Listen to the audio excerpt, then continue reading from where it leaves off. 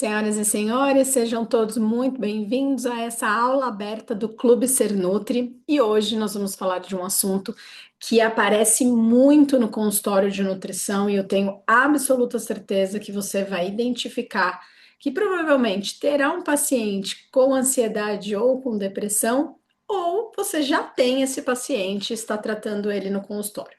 São pacientes desafiadores que, ao longo dos últimos anos, têm crescido muito no nosso consultório e por isso eu quis trazer esse assunto aqui para a aula aberta, para que a gente possa discutir o que de fato é a ansiedade, o que de fato é a depressão e como eu posso tratar isso no consultório de nutrição. Tá bom? Então, deixa eu compartilhar a aula aqui.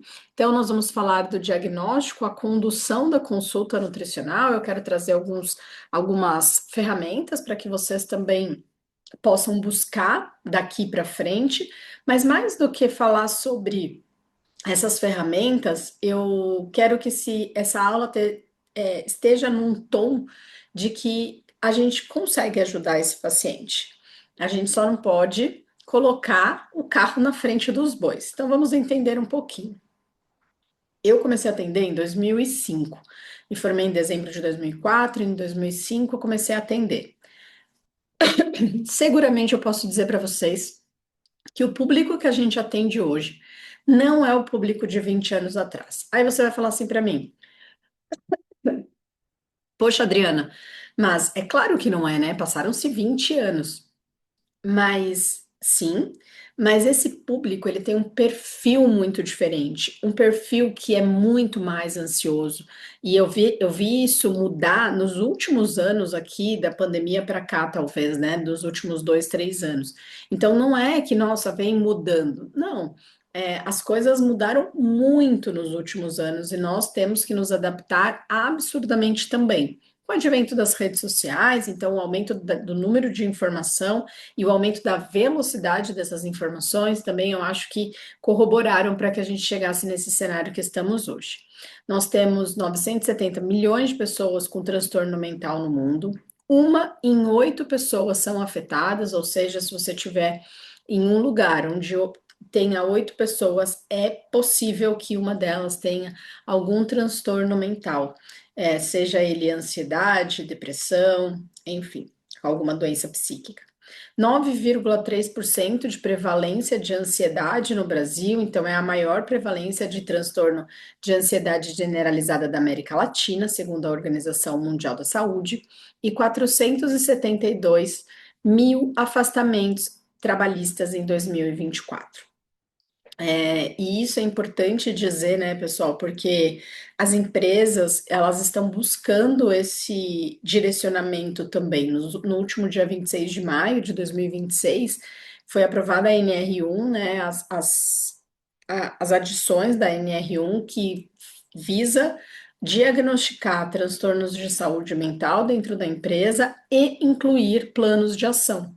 Ou seja, eu não estou só diagnosticando, eu estou diagnosticando e eu preciso propor um plano de ação. Como eu vou tratar essas pessoas daqui para frente? Como eu vou fazer isso, tá? Então eu trouxe, primeira coisa, um conceito, tá bom? Eu falei, bom, eu vou começar essa aula conceituando, porque eu vejo que muitas vezes o paciente chega no nosso consultório e ele se autodiagnostica, ou com ansiedade ou com depressão. E é importante que o nutricionista entenda que o diagnóstico é feito por um profissional da área médica, ou seja, o psiquiatra, na sua maioria das vezes, e que ele é feito baseado em alguns dados, né? Então ele não é feito, não, eu estou me sentindo triste, eu estou me sentindo depressiva. É claro que o sintoma ele traz para a gente um alerta, mas isso não quer dizer que ele será o diagnóstico desse paciente. Então a gente precisa estar sempre muito é, alinhado na hora de fazer esse atendimento, então perguntar mesmo para esse paciente: olha, você foi a um psiquiatra, você tem esse diagnóstico, como que você chegou nesse diagnóstico? Me conta um pouquinho essa linha do tempo. Então, os critérios são feitos pela DSM-5, né? Então, são 5 de 9 por 2 semanas, ou seja, são 5 sintomas que devem persistir por 2 semanas E o 1 ou o 2, eles são obrigatórios para que a gente alcance o diagnóstico de depressão, tá? Então, sempre tentar entender com esse paciente como que foi feito, você mesmo pode fazer essas perguntas, e aí você tentar investigar um pouco mais no seu consultório. Sabendo que, Adriana, ele ainda não foi em nenhum médico. Ele não tem nenhum diagnóstico, mas ele tem muitos sintomas. Eu posso fazer o critério diagnóstico dentro do consultório e encaminhar esse paciente com a justificativa de uma hipótese diagnóstica. Olha, baseado em tudo que nós conversamos, baseado no que eu apliquei aqui, eu entendo que você tem aí talvez uma hipótese diagnóstica de transtorno depressivo, tá? Então, o 1 e o 2, eles falam sobre humor deprimido na maior parte do dia e quase todos os dias. Então, é uma tristeza profunda, um humor que está muito deprimido. E aí, gente, eu sempre falo com os meus pacientes o seguinte, né? Eu sempre investigo, na verdade, sobre quem era esse paciente antes e quem é esse paciente agora. Porque uma coisa é a gente falar, eu sempre tive esse humor deprimido, eu tenho essa característica. Mas não, eu sempre fui uma pessoa muito enérgica e de repente eu tô com um humor muito deprimido. Anedonia, que é a falta do interesse, né? Do interesse, do prazer em todas as atividades, é fazer meio no automático, é não ter vontade, sabe? É não ter brilho, ser uma pessoa que está apática às atividades e aos interesses. Perda ou ganho de peso recente, ou ainda alteração no apetite, a insônia ou a hipersônia, então eu fico com muito sono durante o dia, né? Quase todos os dias. Agitação ou lentidão psicomotora, fadiga ou perda de energia, sentimento de inutilidade ou culpa excessiva, de forma inadequada, a menor capacidade de pensar, concentrar ou tomar decisões e pensamentos de ideação suicida, então pensamentos de morte recorrente. Precisa tomar muito cuidado, porque sempre que eu dou essa aula, eu vejo as pessoas às vezes balançando a cabecinha, falando, nossa, eu acho que então eu sou essa pessoa, ou eu tô com depressão, né? E por mais profissionais de saúde que sejamos, a gente acaba nos vendo em algumas situações, né? Isso pode parecer um pouco desesperador. Então, eu peço, porque é um assunto sensível, então que se você se viu, ou se você imagina que talvez você esteja com algum tipo de transtorno depressivo, que você procure ajuda, né? Porque existe ajuda e eu acho que a gente precisa começar a curar as nossas crenças, os nossos traumas, tá bom? Dentro do consultório, eu converso com esse paciente sobre esses pontos e aí eu vou entrelaçando eles e entendendo se eu preciso é, encaminhar ele, se eu preciso conversar com ele sobre isso. Quantas vezes isso está acontecendo? Então, muitas vezes a gente vê, né, que está quase todos os dias. Então, sim, é um diagnóstico que precisa estar presente na maioria dos dias, tá bom? Bom, e qual é a neurobiologia e os subtipos do transtorno depressivo maior? A gente tem uma redução de serotonina e dopamina e noradrenalina, que são os hormônios ditos da felicidade, né? E esses hormônios, os precursores dependem de triptofano, tirosina e alguns cofatores, como a piridoxina, a vitamina B12, o zinco e o magnésio. É, então, a alimentação, ela não vai curar um diagnóstico de depressão, mas ela ajuda no tratamento. Ou seja, se o paciente está em tratamento, está tomando medicação, eu tenho alguns nutrientes que são alvo que eu preciso prestar atenção. 25% das pessoas que têm depressão, elas têm um subtipo inflamatório, né? Então, aumento aí das interleucinas Z, da TNF-alfa, que é uma atividade via quinurenina, né, onde ela desvia o triptofano, tornando a serotonina menos disponível. Ou seja, eu tenho uma serotonina que não está disponível em abundância para o meu corpo. Você tem um aumento de cortisol, então uma atrofia no hipocampal, E aí, perpetuando essa depressão, a nutrição, de novo, né, ela pode modular esses sinais, esses sintomas e até essa neurobiologia, mas não deve ser tratada, a depressão não deve ser tratada somente com nutrição adequada. Tem que ter, provavelmente, medicamento. A não ser que você comece a entender ali logo do início, bem, né, começando ali com esses sintomas, e esse paciente fala, olha, eu tô começando agora com esses sintomas, e aí você já fala, bom, então vamos tratar antes de ter um avanço disso, tá bom? A depressão atípica, então, hiperfagia, hipersonia, um humor muito reativo, excesso de carboidrato simples, ganho de peso e alta prevalência na prática nutricional podem causar isso, tá bom? Falando nisso, aí agora eu quero conceituar o que é a ansiedade. Também é baseada nos critérios da DSM-5. Então, o transtorno de ansiedade generalizada, ele é o mais prevalente, o mais comum no consultório de nutrição. Então, a gente precisa se munir de ferramentas para que a gente consiga ajudar esse paciente. Quais são esses critérios? E veja, os critérios estão aí com sintomas acima de 6 meses, né? Acima ou igual a 6 meses. Preocupação excessiva e persistente com os eventos da vida.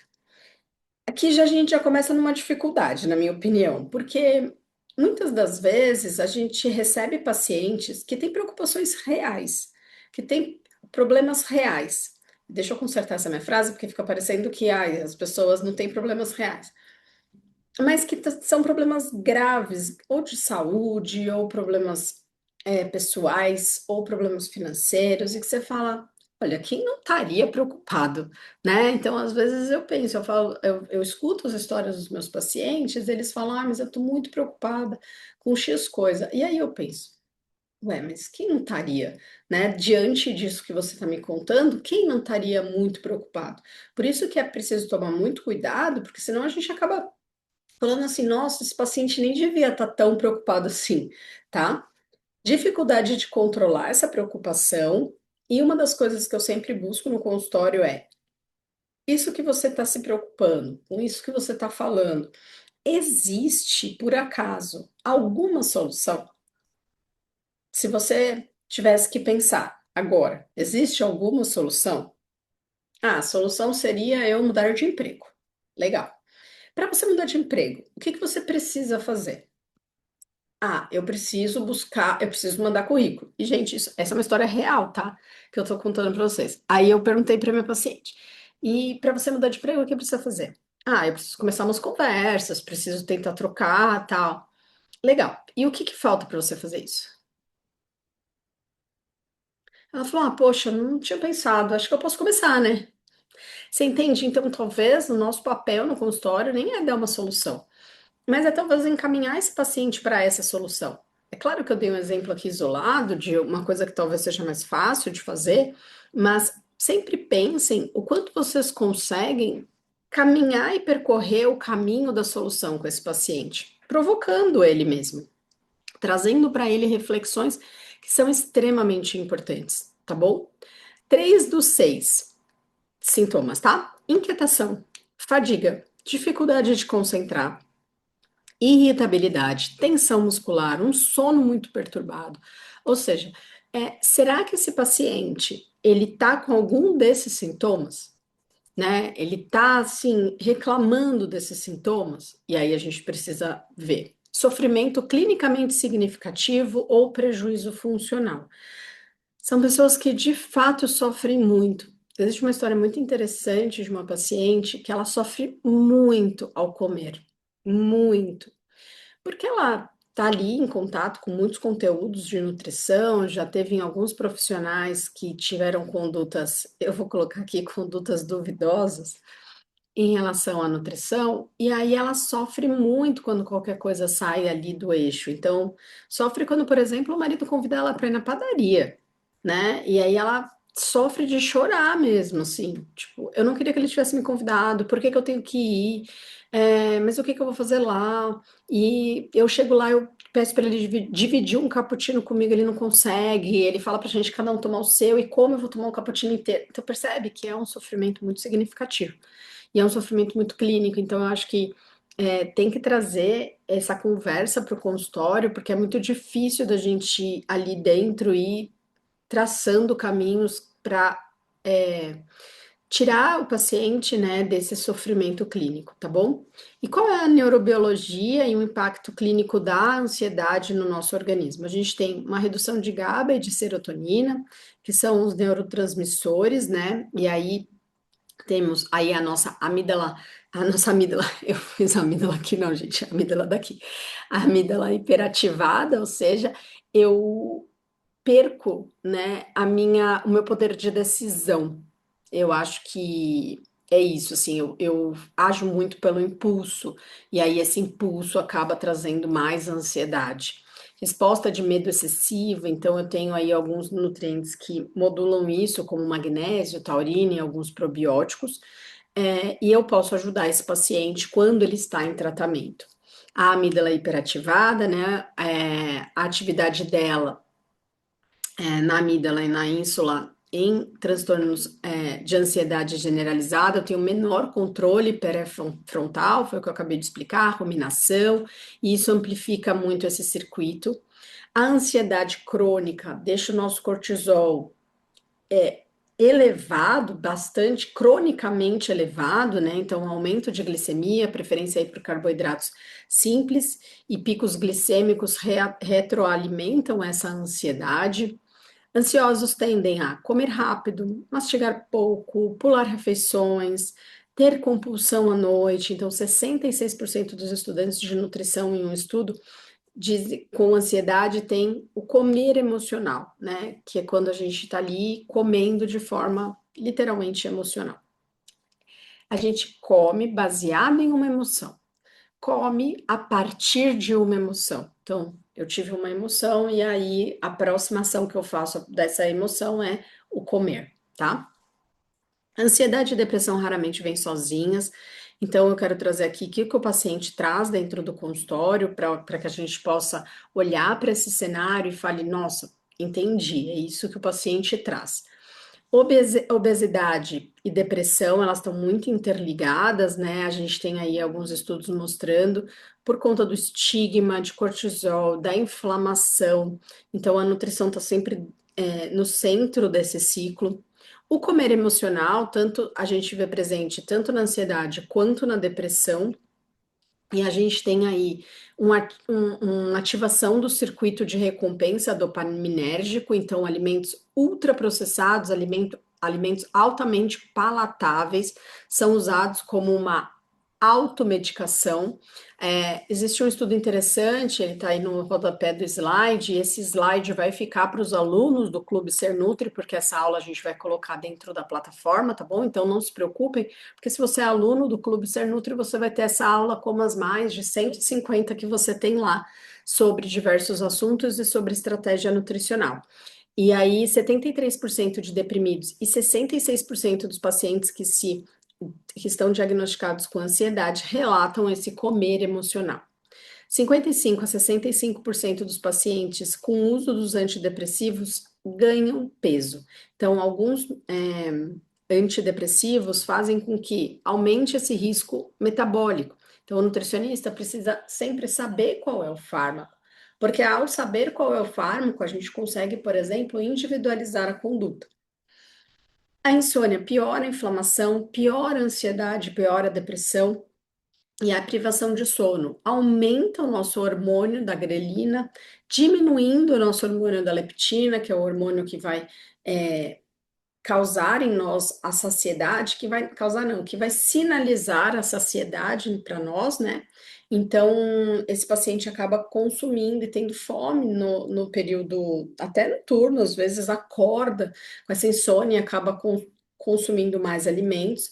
Então, higiene do sono, né? Eu coloquei higiene alimentar para o sono, mas higiene do sono, não era higiene alimentar, não. Higiene do sono é parte da conduta nutricional. E a gente tem muita dificuldade para aplicar os itens da higiene do sono, né? Como, por exemplo, ficar 2 horas sem o uso das telas, comer um pouco mais cedo, tomar um chazinho ali, calmante à noite, porque a vida é muito agitada, né? E às vezes o paciente chega, e às vezes o paciente vai treinar, às vezes ele toma café até 6 horas da tarde. Então é ir com calma, né? Elencando todos os pontos e trazendo para esse paciente todos que ele consegue fazer em algum determinado momento, tá bom? Perguntar sempre sobre o sono, comportamento alimentar, medicações, histórico de peso, não é uma curiosidade, ela é uma investigação clínica, né? E o padrão alimentar, tanto do paciente com depressão, tanto do paciente com ansiedade, ele não vai conseguir ser explicado sem que você entenda esse contexto psicoemocional, tá? Bom, o que que eu tenho aqui? Eu trouxe 6 pontos para a gente trabalhar na consulta nutricional. Primeiro, acolhimento e linguagem sem julgamento. Precisa tomar muito cuidado. Porque muitas vezes, sem a gente se dar conta e sem a gente querer, a gente acaba julgando esse paciente. Então a gente fala assim: ah, você acaba comendo mais quando está com crise de ansiedade? Pronto. Esse é um julgamento. Por que eu costumo comer mais?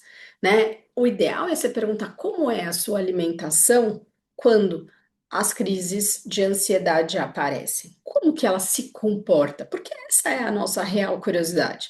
É, às vezes o paciente, como a gente disse no início dessa aula, pode inclusive ter alteração do apetite, não ter mais fome, ele pode ter menos fome, tá bom? Quando ele tá ali com crises de ansiedade ou crises de depressão. Então, sempre, gente, com perguntas abertas.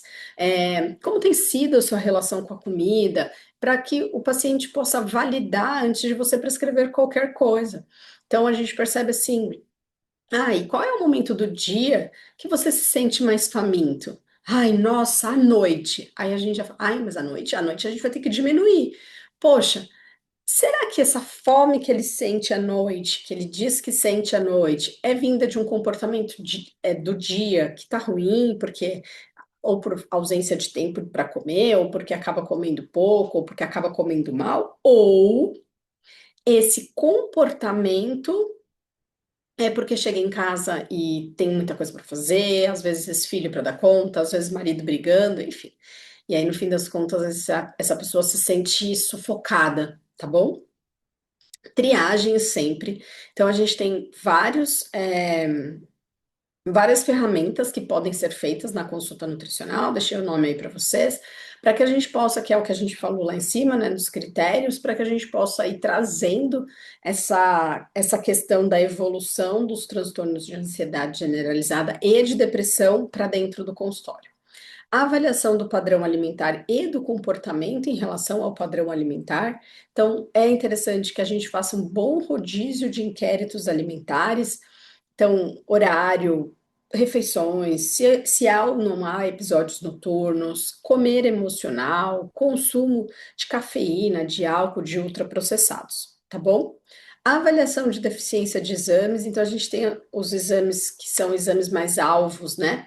Magnésio, vitamina D, zinco, B12, folato, ferritina, glicemia e a PCR. Às vezes, e já aconteceu do paciente se sentir muito cansado, com o humor muito deprimido, e a gente for investigar B12 e ferritina, por exemplo, estarem muito baixas, que são vitaminas, micronutrientes responsáveis por isso, né? A B12 vitamina, o ferro mineral, mas que são micronutrientes responsáveis também por essa produção de energia do paciente. Ou seja, será que não é isso que está fazendo com que esse paciente fique cada vez mais deprimido, com falta de energia? Talvez um ajuste faça um efeito legal.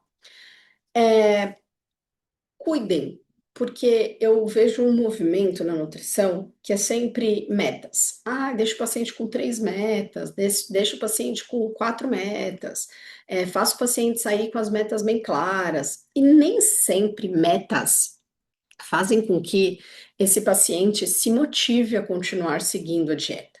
Então, eu coloquei aqui, cuida com o número de mudanças que você vai propor na consulta nutricional. Então, Priorize o que o paciente já se sente motivado a mudar, isso fica muito mais fácil. E talvez metas mais de comportamento, por exemplo, vamos combinar então de você jantar 3 vezes por semana em casa.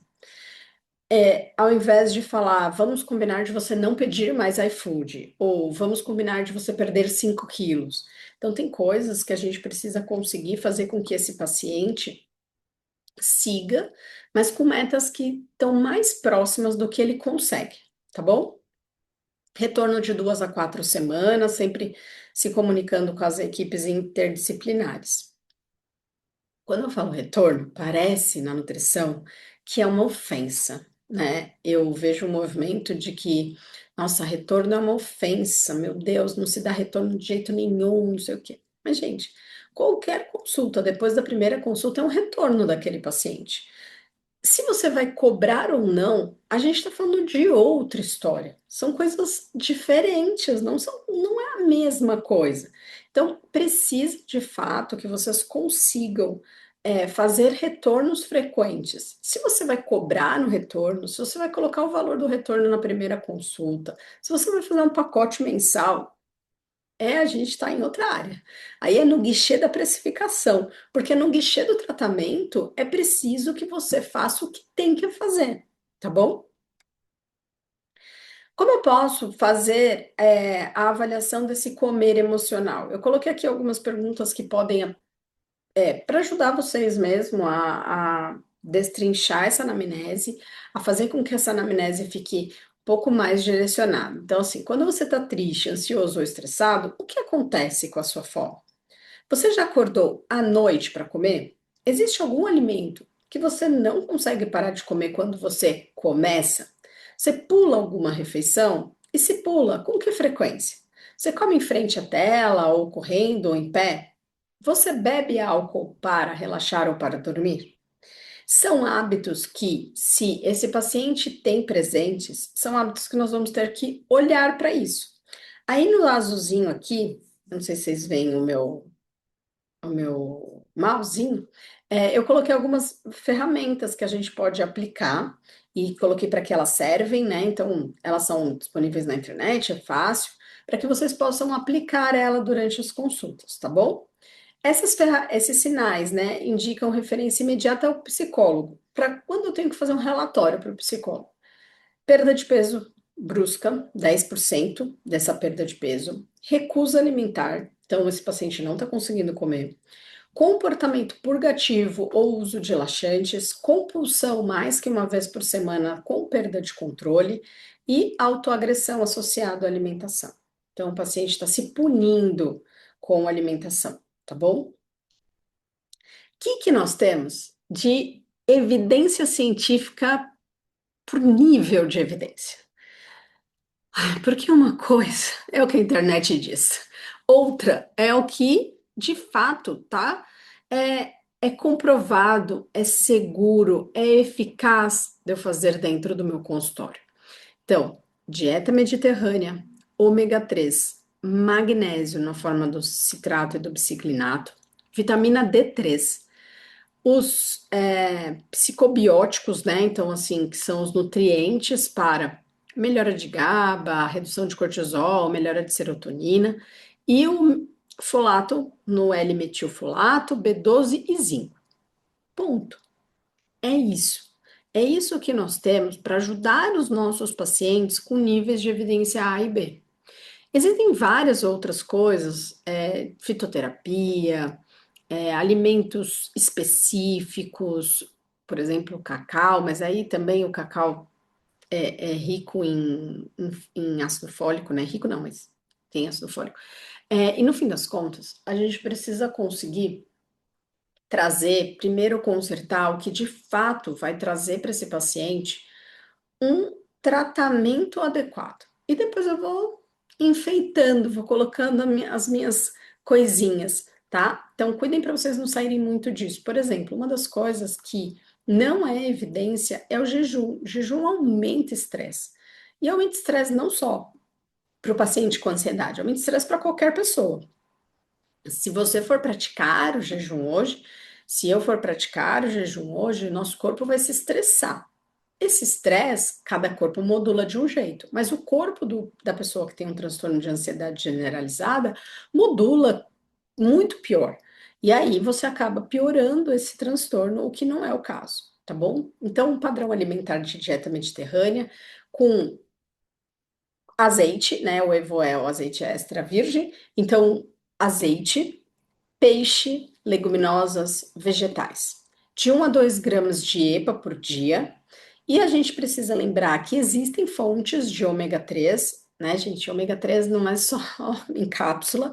A gente tem sardinha, salmão, atum, magnésio, vitamina D, os probióticos e as fontes, né, de B12, de zinco e de metilfolato, tá bom? Eu coloquei aí as dosagens de acordo com as DRIs, e aí, de repente, se tiver que suplementar, você suplementa nessas dosagens. O que que a gente precisa, então, colocar no prato? Ômega 3 e os polifenóis, além do ômega 3 das fontes que eu falei, a gente tem cúrcuma, pimenta, cacau, as fibras, então aveia, banana, alho, cebola, aspargo. As frutas vermelhas, gente, eu tenho feito e que eu acho que ajuda muito os pacientes, porque ali nos fermentados a gente tem os iogurtes, bater o iogurte com uma porçãozinha de frutas vermelhas, né? Compra congeladinha, mirtilo, framboesa, eu não sei que cidade você tá, e você vai falar para mim, mas eu tenho acerola no pé, aqui no meu quintal. Eu sei, mas aqui a gente não tem. Então, a gente pede para esse paciente comprar ali congelado ou até a fruta fresca se ele achar, tá? Além de abacate, tofu, ovos, leguminosas, oleaginosas, semente de abóbora, banana. Então, é muito difícil, porque às vezes eu vejo o nutricionista muito atrás do que vai mudar esse jogo, do tipo, gente, o que que eu posso prescrever para esse paciente? Mas esse paciente tem uma matriz alimentar, um padrão alimentar muito ruim, né? Poxa, olha quantas coisas a gente tem. Então, a gente tem 1, 2, 3, 4, 5, 6 padrões. Desses 6 padrões, quantos o seu paciente tem? E aí você quer a cerejinha do bolo? Será que a cerejinha do bolo vai fazer alguma diferença num padrão alimentar que não chega nem perto desse? Então, tome muito cuidado com isso, tá bom? E a gente precisa reduzir ultraprocessados, açúcares, cafeína, álcool, excesso de ômega 6, que é inflamatório, e o jejum prolongado. Eu já tinha falado do jejum, né? Mas aí o jejum aumentando o cortisol, aumentando a ansiedade, aumentando a compensação, tá bom? É, é claro, eu acho que isso não é novidade para nenhum nutricionista. A gente está o tempo inteiro tentando reduzir esse consumo desse tipo de alimento, mas vale eu colocar aqui, porque eu acho que a gente precisa continuar não desistindo da educação nutricional dentro do consultório. É muito importante que a gente faça essa educação nutricional, porque sem ela, gente, a nossa função perde. A gente vira prescritor de dieta e fiscalizador de balança. E não é essa a nossa função, né? A gente tem muito mais função que isso, tá? Então eu preciso entender o diagnóstico antes de prescrever. A depressão e a ansiedade, elas andam juntas, o padrão alimentar, o comportamento e os sintomas podem se diferir. Saber o diagnóstico e os critérios ajudam a gente a direcionar a nossa anamnese.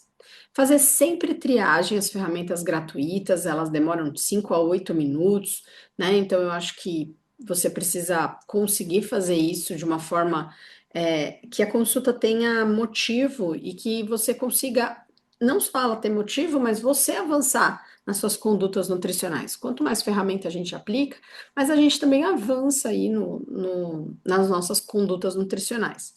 Avaliar o comer emocional, não só o cardápio, então perguntar sempre sobre os gatilhos, entender o que aconteceu antes daquele episódio, suplementação com base em exames e em evidências, dieta mediterrânea e saber encaminhar e trabalhar em equipe.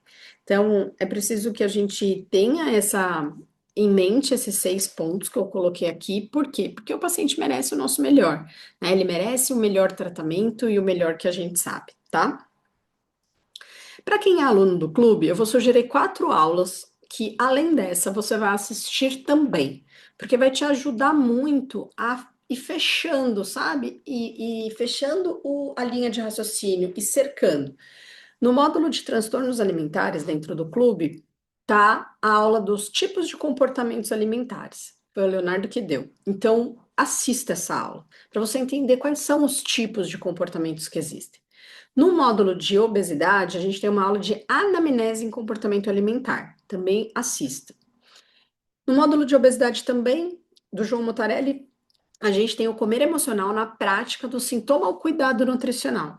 E no módulo de doenças crônicas, eu que dei essa aula, ansiedade, depressão e sono, falando um pouquinho dos impactos dos remédios psiquiátricos na terapia nutricional, porque esse paciente vem com medicação, né? A gente viu, e aí, para que você possa ir cercando. Ok, essas são as 4 aulas que eu sugiro que você assista, para que você consiga de fato trazer isso para a sua prática clínica, tá? Cada vez que o paciente ansioso ou deprimido senta na sua frente e conta sobre o que ele come, o que ele sente e o que não consegue fazer, ele está te dando muito mais do que uma anamnese. Ele está te confiando o que ninguém mais perguntou. Use isso com técnica, com ciência e com muita humanidade. Se você ainda não me segue, meu arroba é o Adriana Fanaro, também estou no arroba Escola Ser Nutri. Essa é a nossa aula aberta. Eu vejo vocês na próxima. E um beijo. E tchau, tchau.